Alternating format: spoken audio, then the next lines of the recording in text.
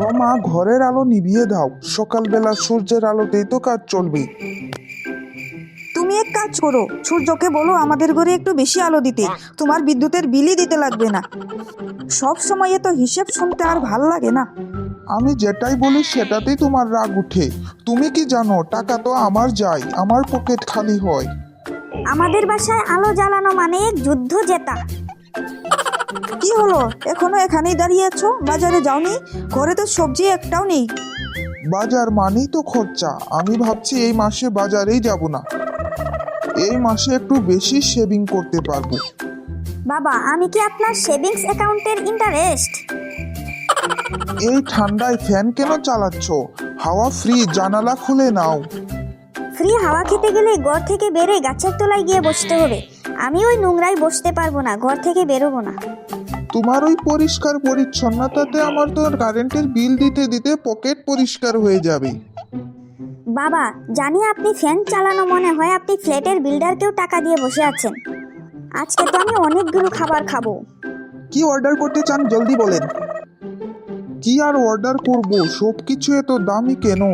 এই তুমি বলো, ফ্রি আইটেম কি আছে? স্যার, এখানে তো ফ্রিতে পানির বোতল পাবেন। এত দূরে নিয়ে আসলে পানির বোতলে খালি পানি খিলানোর জন্য? আগে বললে তো আমি বাড়ি থেকে বেরই হইতাম না। যদি আপনারা কিচ্ছু কেনাকাটি না করেন তাহলে তো ফ্রিতে পানিও পাবেন না, সেটা ভুলবেন না। এই কিপটে মানুষটার সাথে কেন আসলাম? খিলাইতে পারলে খুব ভালো, আর খিলাইতে না পারলে কিপটে মানুষ। কিপটে মিটা করছি কার জন্য? তোমাদের জন্যই তো। কিপটামি করে কষ্ট করে মরে যাব আর পোলাপানে আরামে খাবে ওই টাকা, তুমি এটাই ভাবছো তাই না? তুমি কি জানো সব সময় কিপটামি করতে নেই। কিপটামি করে আমাদের কিছুগুলি খুশির মুহূর্তগুলি খতম হয়ে যাবে। বাবা, কোথায় যাচ্ছ? দাঁড়াও দাঁড়াও, তোমাদেরকে একটি বহুত সুন্দর জায়গায় নিয়ে যাচ্ছি, তোমরা দেখে চমকে যাবে। আরে এটা কেমন জায়গা? চারিদিকে এত মশা, আমার মশার সাউন্ডে তো আমার কান ফেটে যাচ্ছে।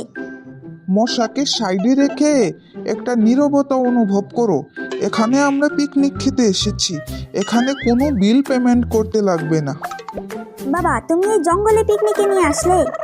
যদি আমাদেরকে বাঘে খেয়ে ফেলে? আরে আমার মতো একটি হাতির মতো মানুষ এখানে থাকতে কেউ আমাদেরকে অ্যাটাক করতে পারবে না। বাবা, আমার খুব ভয় লাগছে, চলো বাড়িতে চলে যাই। দাদা, শুনলাম আপনি বৃষ্টির পানি ধরে রেখে গোসল করেন। শুধু গোসল নয়, রান্নাও করি। তাহলে তো আপনার পরিবার নিশ্চয় নোবেল পুরস্কার পাবে। পুরস্কার তো পাইনি, তবে সবার হাসির পাত্র হয়ে গেছি। বাবার কিপটেমি নিয়ে একটা বই লিখবো, আমরা বড় লোক হয়ে যাব। হ্যাঁ হ্যাঁ, যেটা ইচ্ছা ওটাই করো, কিন্তু কিপটামি বাদ দিও না।